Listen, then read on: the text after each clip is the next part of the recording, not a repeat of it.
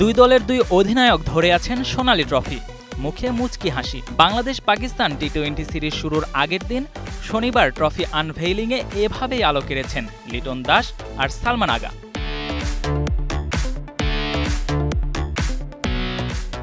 সকাল 11টা বাজতেই ধীর পায়ে এগিয়ে এলেন দুই দলের দুই কাপ্তান। তখনও সোনালী ট্রফিটি সাদা কাপড়ে ঢাকা। এসেই দুজন দাঁড়িয়ে গেলেন ট্রফির দুপাশে, হলেন গণমাধ্যমের ক্যামেরাবন্দি। এরপর কাপড় সরাতেই বেরিয়ে এলো ট্রফি।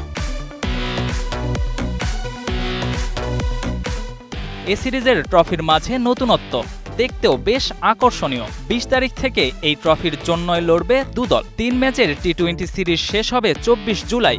জয়ী দলই পাবে আরাধ্য এই পুরস্কার। 5 দিনে 3 ম্যাচের এই ব্যাটেলের উত্তাপ এখনই টের পাচ্ছে টাইগার ভক্তরা। ট্রফি জয়ের স্বপ্ন বুনছে তারা।